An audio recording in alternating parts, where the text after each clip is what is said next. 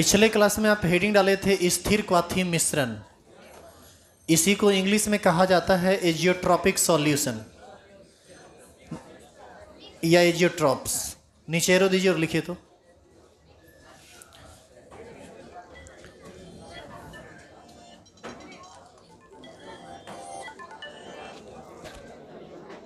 हाँ हेलो,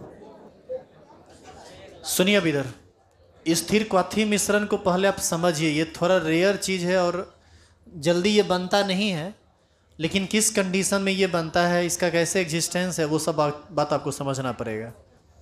देखो इधर, जैसे मान लीजिए आप कि आपके पास दो द्रव है, एक द्रव है ए और दूसरा द्रव है बी।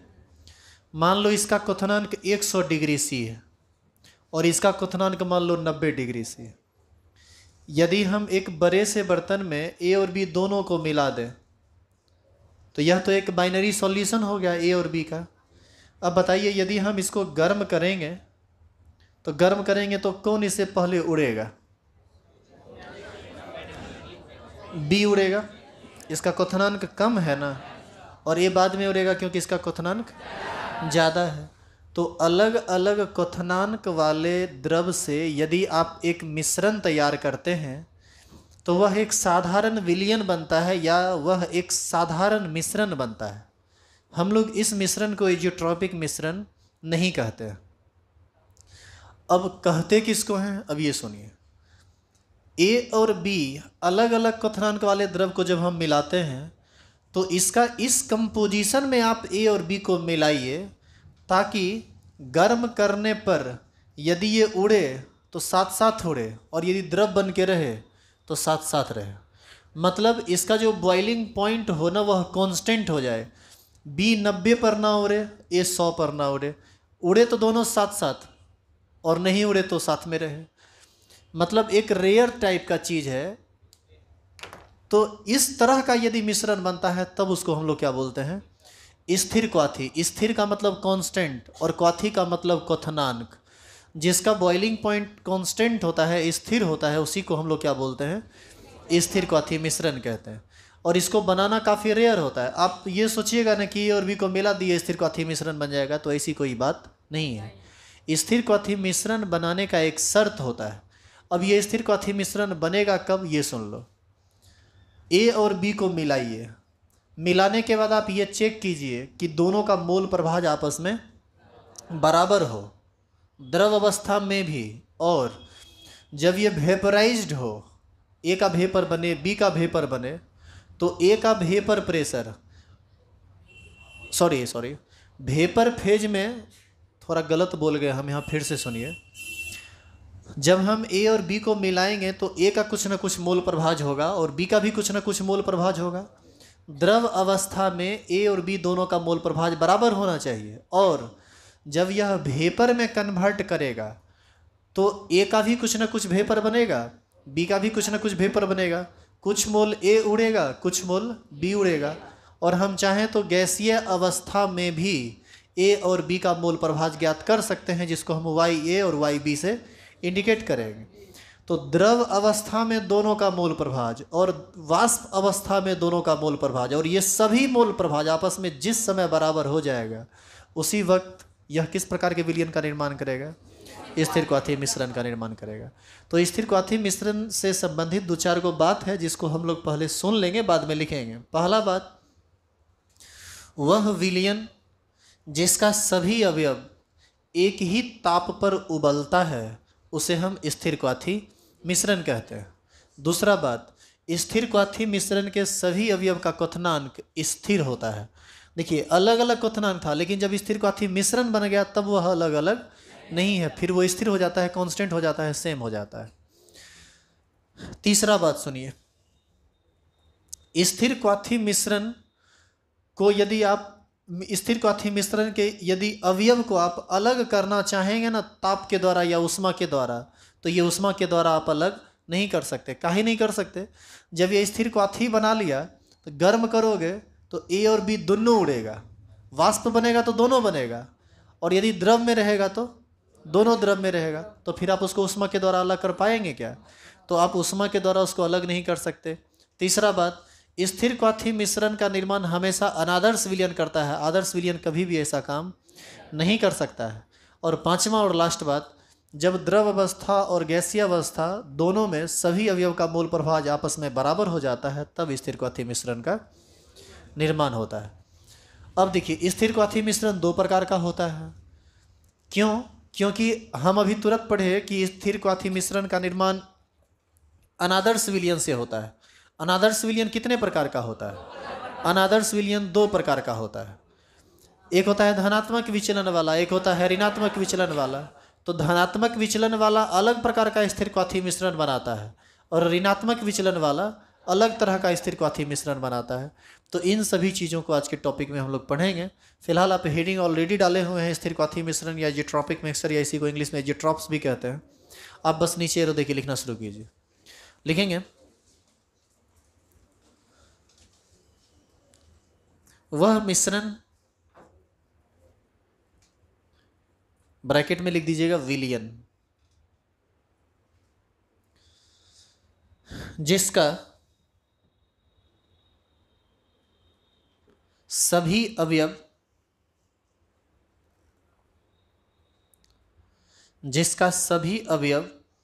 एक ही ताप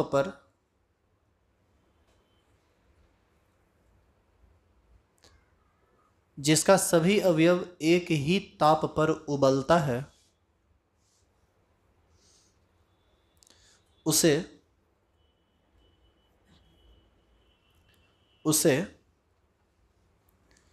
स्थिर क्वाथी मिश्रण कहते हैं।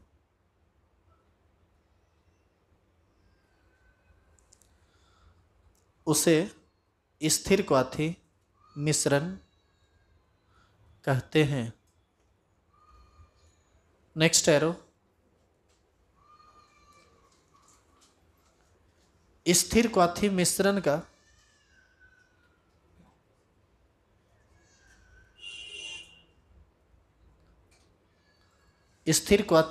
का क्वथनांक स्थिर होता है।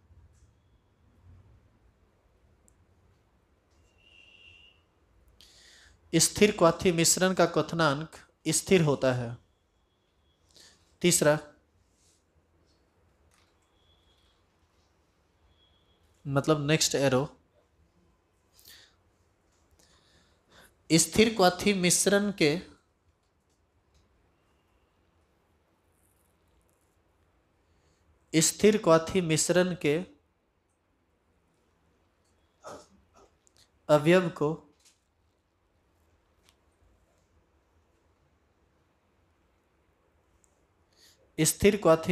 के अवयव को उष्मा के द्वारा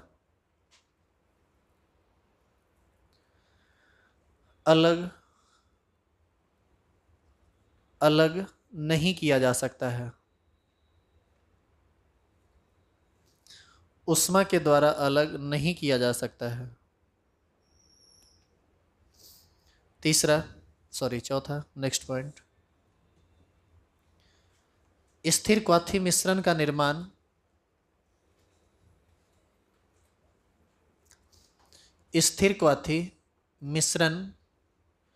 निर्माण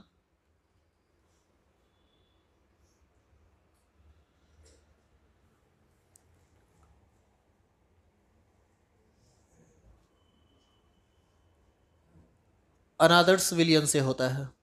अनादर्श विलयन से होता है।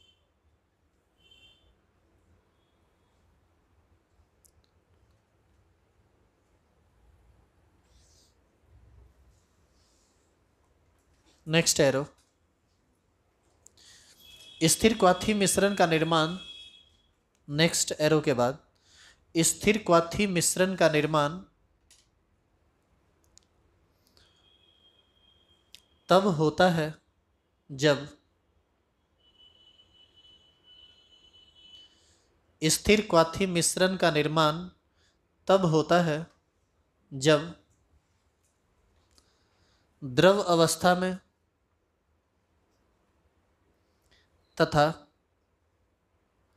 वाष्प अवस्था में द्रव अवस्था में तथा वाष्प अवस्था में सभी अवयव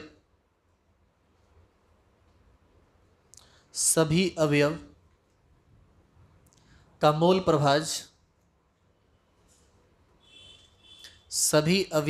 प्रभाज बराबर हो जाता है।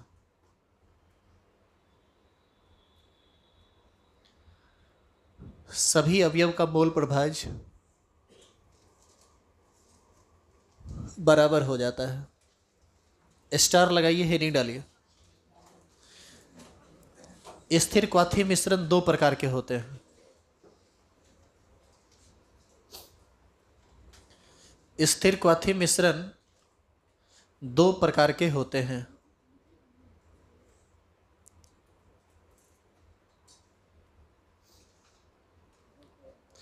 नंबर 1,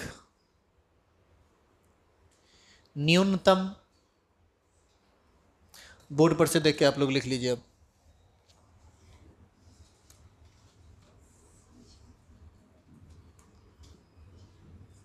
न्यूनतम का स्पेलिंग बार चेक कर लेना क्या है। न्यूनतम क्वथन ये होता है। न्यूनतम क्वथन हर्षोदुर्ग, देखो हर्षोदुर्गु और हमको एक जैसा लगता है, इसमें कभी कभी मिस्टेक हो सकता है, तो आप इसको चेक कर लीजिएगा, जो सही आपको लगता है उसको देख लीजिएगा। न्यूनतम क्वथन स्थिर क्वाथी मिश्रण।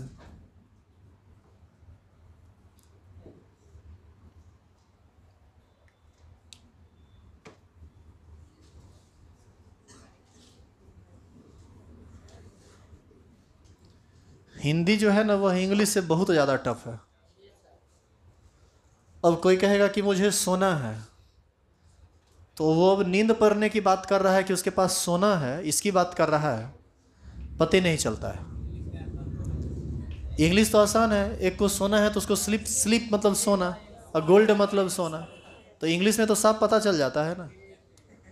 न्यूनतम क्वथन स्थिर क्वाथी मिश्रण ये पहला है, इंग्लिश में लिख लेंगे इसको। मिनिमम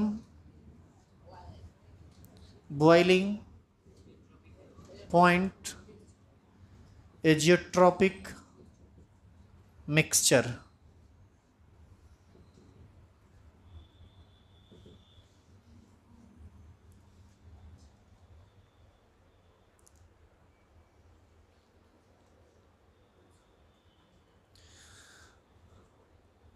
अब आपको कुछ भी लिखना नहीं है, सिर्फ समझना है। जैसे मान लीजिए, क्योंकि इसको लिखिएगा नहीं, बीच में भी कुछ लिखाना है, बाद में ये बात लिखना है।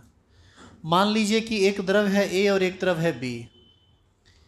इसका बॉइलिंग पॉइंट आप मान लो 100 डिग्री सी, और इसका बॉइलिंग पॉइंट आप मान लो 90 डिग्री सी।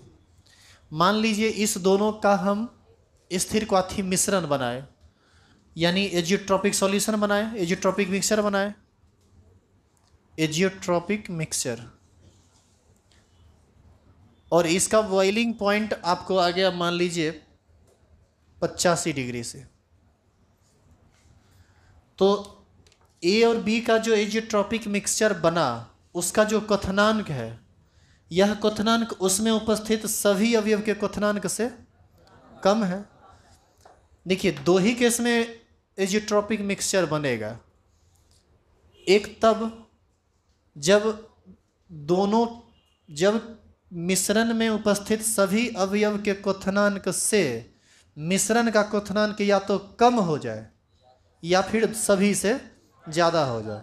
कम हो जाए तो न्यूनतम और ज़्यादा हो जाए तो अधिकतम। एक होता है मिनिमम बॉइलिंग पॉइंट एजियोट्रॉप्स या एजियोट्रॉपिक मिक्सचर, और एक होता है maximum boiling point azeotropic mixture. तो ऐसी स्थिति में हम कह सकते हैं कि if boiling point of azeotropic mixture is less than the boiling point of all the components present in the azeotropic mixture is called minimum boiling point azeotrophs। मतलब यदि स्थिर क्वाथी मिश्रण का क्वथनांक उसमें उपस्थित सभी अवयव के क्वथनांक से कम हो तो उसे हम न्यूनतम क्वथन स्थिर क्वाथी मिश्रण कहते हैं। इसी में ज़्यादा हो तो अधिकतम क्वथन। आपको वहाँ अपने से लिखना पड़ेगा, यहाँ तो हम लिखा देंगे। लेकिन अब एक बात सुनिए, एक चीज आप गौर कीजिए, क्वथनांक विलयन का क्या हुआ? घट गया।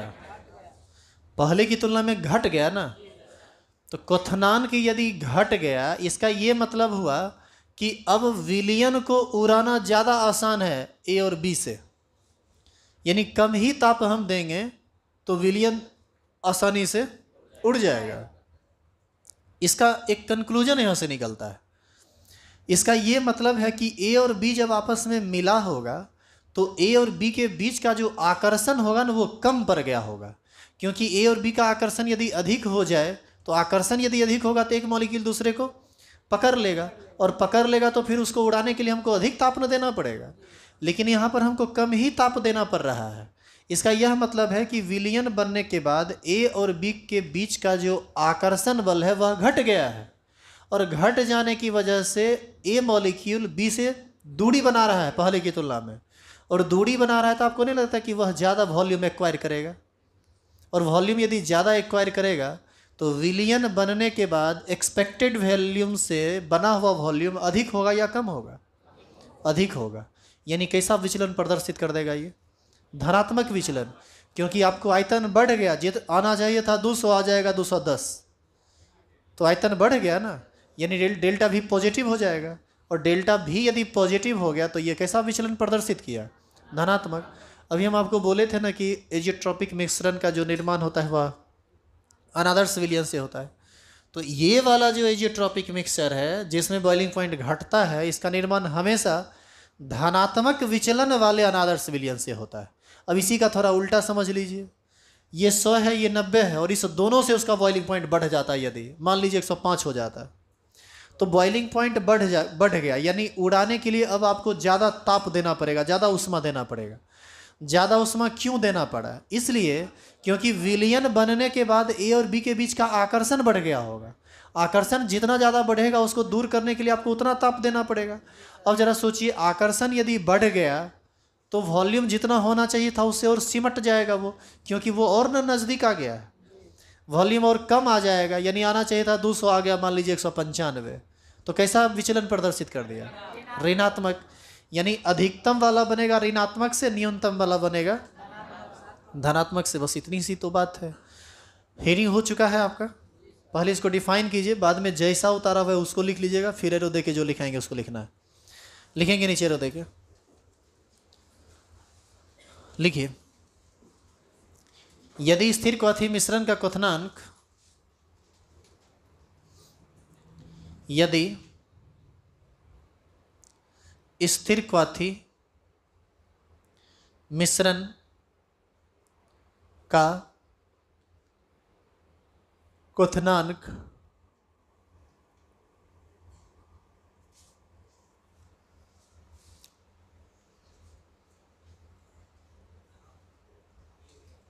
उसमें उपस्थित सभी अवयव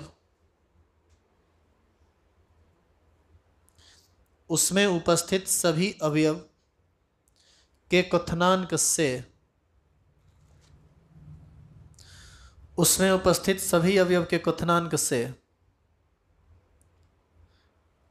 कम हो। स्थिर क्वथी जो लिखते हैं साथ लिखा कीजिए, स्थिर क्वथी एक वर्ड है, से कम हो तो उसे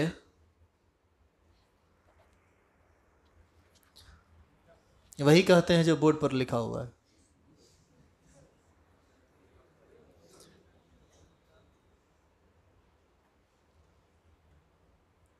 उसे न्यूनतम क्वथन स्थिर क्वथी मिश्रण कहते हैं।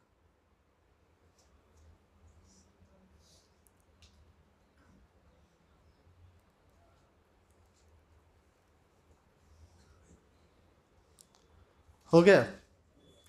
नीचे वाला उतार दीजिए जो लिखा हुआ है बोर्ड पर, A+B एजियोट्रॉपिक सॉल्यूशन जो बना रहा है।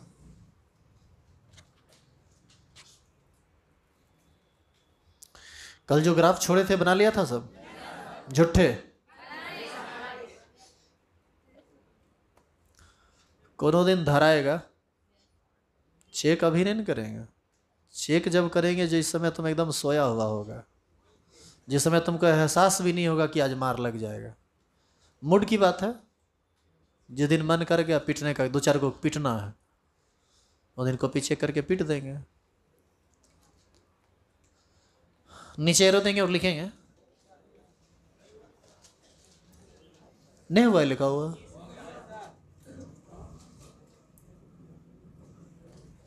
लिखिए इस तरह के विलियन का थोड़ा जल्दी जल्दी लिखिए, हमको नींद लग रहा है, पता नहीं सही में नींद लग रहा है। अरे आज हम रहते हैं नानी घर में, तो हमारे साथ हमारी मामी भी जाती हैं मॉर्निंग वॉक में।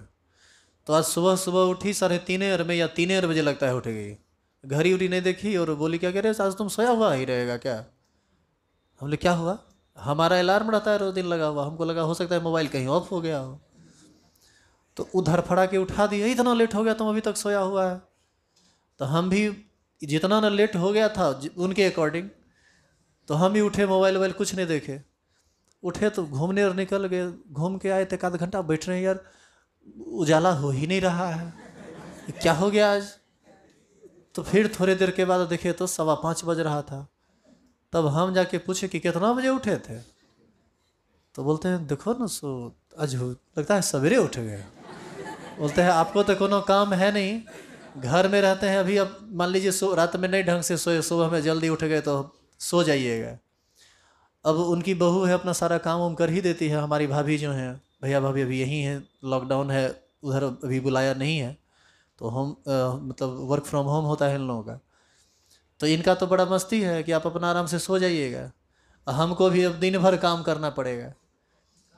तो नहीं तो फिर सोए थोड़े, फिर आए डायरेक्ट, उसके बाद 5 बजे सोते तो तुमको लगता है कि हाँ 6 बजे से हम पढ़ाते, तब पता चलता कि आज क्लास में छुट्टी है किसी ज़रूरी काम से, और वो ज़रूरी काम क्या होता, सो रहे होते। ये बहुत ज़रूरी काम होता है, खाना पीना सोना ये सब बहुत ज़रूरी काम है, इसको साइड रख के ही दूसरा काम करना चाहिए आदमी।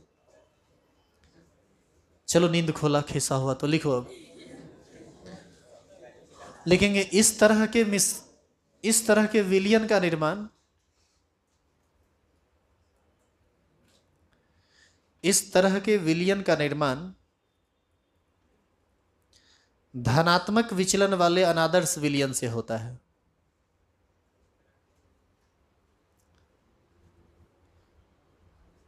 इस तरह के विलियन का निर्माण धनात्मक विचलन वाले अनादर्श विलियन से होता है। 2 नंबर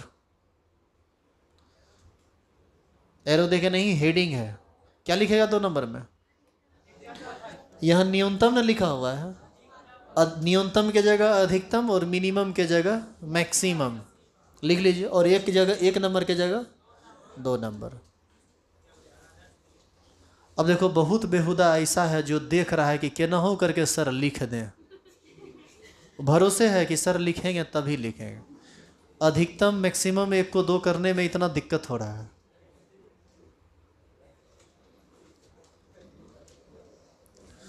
चलो तुम्हारा दुख दूर कर देते हैं।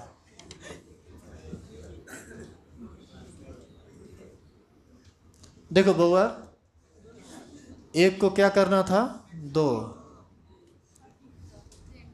न्यूनतम को करना था अधिकतम, तो न्यूनतम को काट के नहीं ना अधिकतम कर दिया है, कोई यो कर सकता है अधिकतम, और यहां पर लिखना है मैक्सिमम।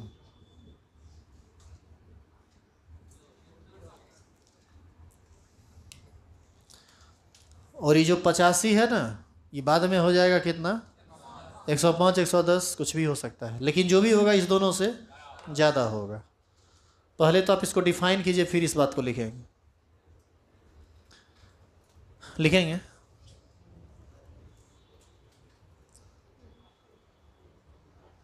लिखाऊं क्या,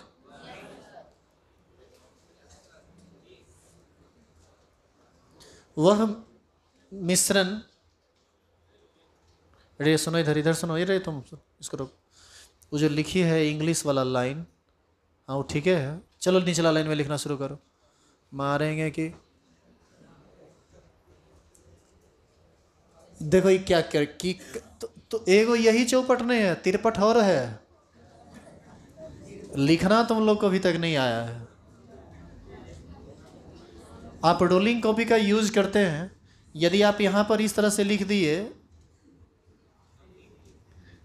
मैक्सिमम बॉइलिंग पॉइंट समथिंग, अब कहते हैं कि वह मिश्रण जिसका क्वथनांक, पता ही नहीं चलेगा कि बाद में लगेगा हिंदी इंग्लिश मिलके उर्दू बन गया है।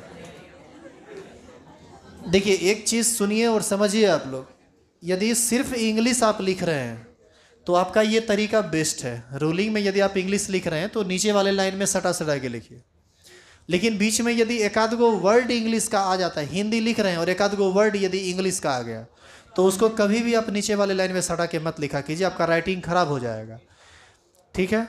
और दूसरी बात, यदि लंबा लाइन इंग्लिश का लिखना पड़ गया तब तो आप नीचे में ही लिखेंगे, तो ऐसी स्थिति में आपको वो लाइन छोड़ देना चाहिए और अगले लाइन से लिखना चाहिए। वैसे में आपका राइटिंग देखने में अच्छा लगेगा। और ये सब जो, और होता क्या है, एक आध गो वर्ड क्या करते हैं नीचे में लिख लेते हैं, और जब कोई वर्ड नीचे में हिंदी लिखना होता है तो उसके जगह आप खाली स्थान छोड़ देते हैं, तो ऐसा लगता है कि कुछ चीज़ जो है ना वहाँ पर मिसिंग है, छूट गया है। वो सब आपके खराब राइटिंग स्किल की निशानी है। देखने के साथ ही लग जाता है कि आप बकलोल हैं, इसलिए इस सब चीज़ को सुधारिए। और बोर्ड एग्जाम के लिए अक्षर भी बहुत मायने रखता है, इसलिए ये सब चीज़ आपको समझना चाहिए। खैर, इतना देर में तो तुम डिफिनीशन लिख लिया होगा। वह मिश्रण, ब्रैकेट में लिख दो विलियन, जिसका क्वथनांक न, अब नहीं बोल सकते, जिसका क्वथनांक, एक दाव फेर से कहना बोल दें, उतना दाव बोले सो। एक बार में सुनता नहीं है, एक बार में ध्यान भंग के लिए रहता है, खिस्सा कर रहा होगा। अब सर एक बार फिर बोल दीजिए। अरे सर हैं, देखिए सर हैं बोल देंगे, ठीक है कोई बात नहीं, बोल तो देंगे ही, लेकिन आपको ध्यान रखना चाहिए ना, जिस समय समझा रहे होंगे उस समय भी आपका टॉपिक छूट जाएगा तो आपको दोबारा फिर हम थोड़ी समझा पाएंगे। एक तो ऐसे ही इतना लेंदी टॉपिक है ये, बार बार आप कहिएगा तो परेशानी होती है ना। चलिए एक दाव फिर बोल देते हैं। वह मिश्रण, ब्रैकेट में लिखना था विलियन, जिसका क्वथनांक उसमें उपस्थित सभी अवयव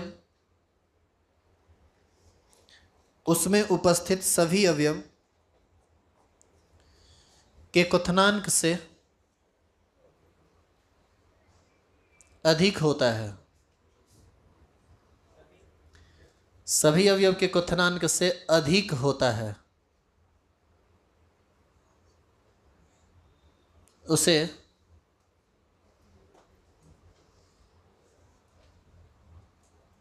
अधिकतम क्वथन स्थिर क्वाथी मिश्रण कहते हैं। उसे अधिकतम क्वथन स्थिर क्वाथी मिश्रण कहते हैं। बोर्ड पर जो लिखा हुआ A+B के रूप में आप उसको लिख लीजिए।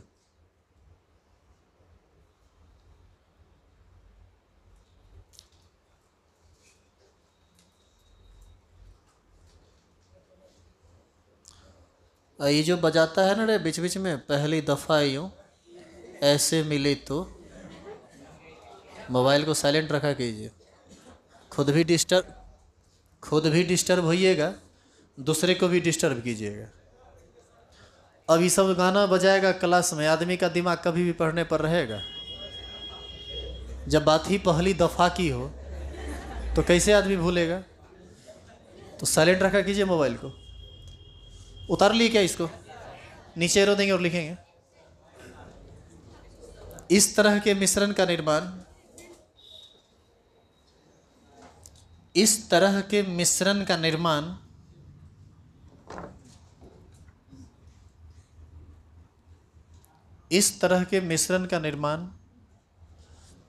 ऋणात्मक विचलन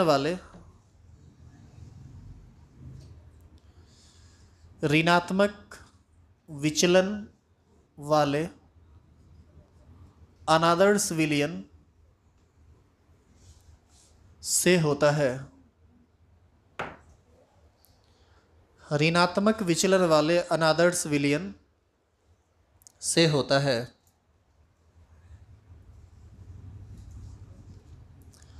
लिखेंगे नोट और लिखेंगे विलयन 3 प्रकार के होते हैं।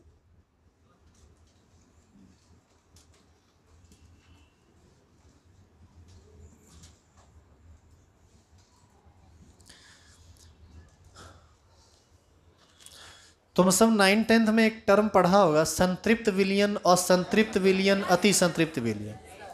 ये पढ़े आप जरूर हैं, हो सकता है आप समझे भी हों, और इसकी ज़रूरत अब पड़ेगी आगे गैस की विलेयता में, हेनरी के नियम में। तो एक काम करते हैं, हम इसको एक दो तीन लाइन का तो बात ही है, इसको हम फिर से समझा देते हैं। पहले प्रैक्टिकली आप इसको समझ लीजिए, फिर थियोरिटिकली लिख लेंगे, बाद में इसको हम अप्लाई कर देंगे हेनरी लॉ पर।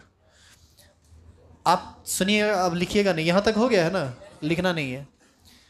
3 गिलास है, तीनों में आप पानी भर लीजिए आधा आधा, और इसमें चीनी डालिए, घुलाइए, चीनी डालिए, घुलाइए, चीनी डालिए, घुलाइए, घुलाते जाइए। तो 1 गिलास चीनी में 2 बोरा चीनी घुल जाएगा आराम से, नहीं ना घुलेगा। देखिए प्रैक्टिकली होता क्या है ये बताते हैं आपको।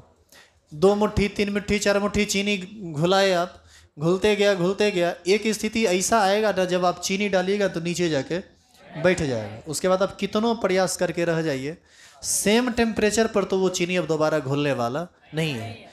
इसलिए क्योंकि हर एक विलय की अपनी एक मैक्सिमम क्षमता होती है जहां तक वह विलय को घुला सकता है।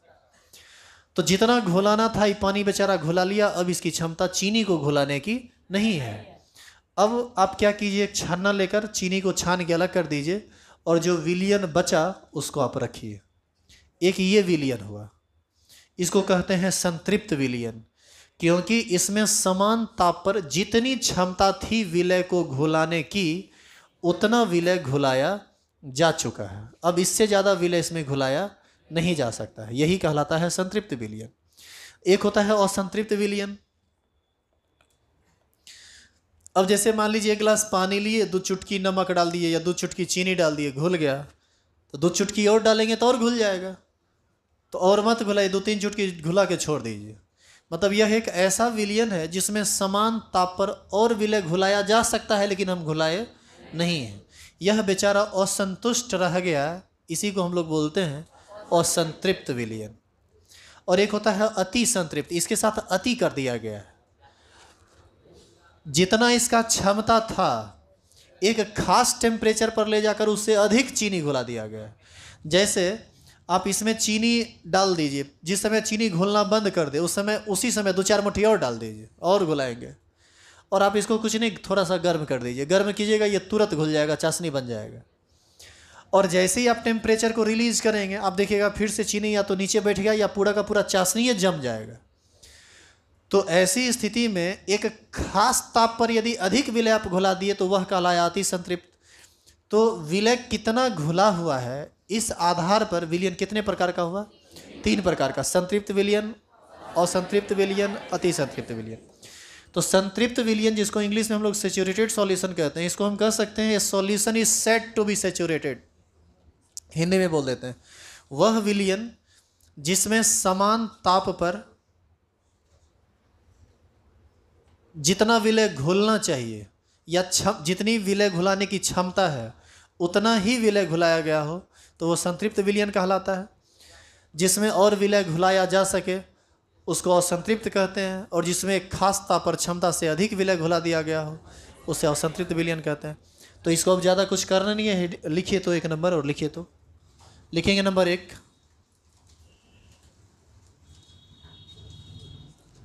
संतृप्त विलयन।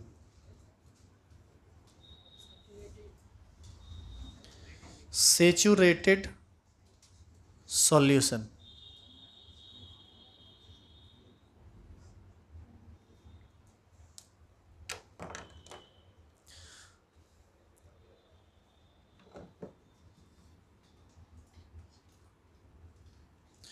कल आप लोगों को छुट्टी है, सोमवार को आना है। कल क्लास होने वाला था लेकिन आज ज़रूरी है, थोड़ा हमको गांव जाना है, इसीलिए छुट्टी देना पड़ रहा है। लिखे तो एरो देखे, लिखेंगे वह विलयन जिसमें समान ताप पर वह विलयन जिसमें समान ताप पर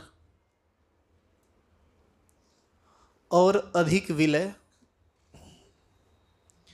वह विलयन जिसमें समान ताप पर और अधिक विलय नहीं घुलाया जा सकता है, और अधिक विलय नहीं घुलाया जा सकता है, उसे संतृप्त विलयन कहते हैं।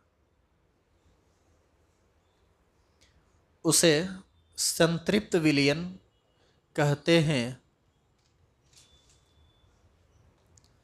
दूसरा नंबर लिखेंगे असंतृप्त विलयन।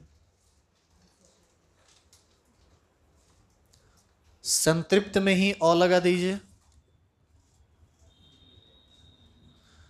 यहां पर इसको बोलते हैं अनसेचुरेटेड। असंतृप्त विलयन अनसेचुरेटेड सॉल्यूशन।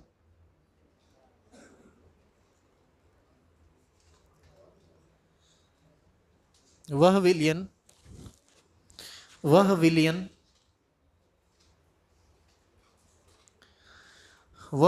जिसमें समान ताप पर, वह विलयन जिसमें समान ताप पर और अधिक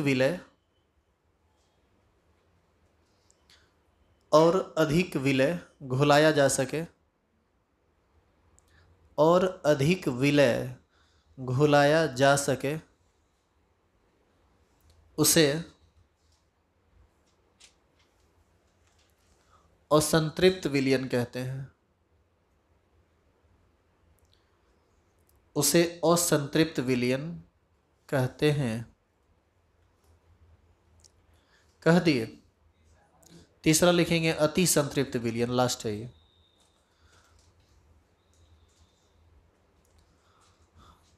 अति संतृप्त विलयन सुपर सेचुरेटेड, अपने से लिख लीजिए SUPER।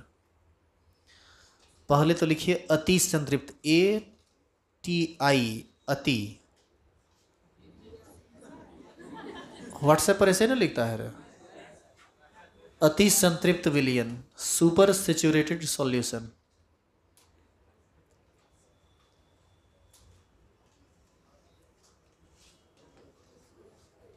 वह विलयन, इंग्लिश में लिख लिया सुपर सेचुरेटेड। वह विलयन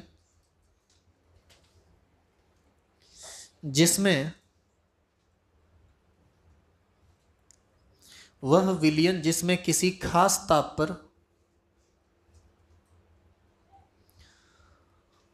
वह विलयन जिसमें किसी खास ताप पर क्षमता से अधिक, जिसमें किसी खास ताप पर क्षमता से अधिक विलय घुलाया गया हो,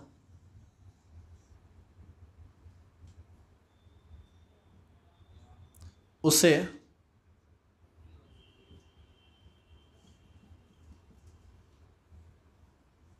अति संतृप्त विलयन कहते हैं।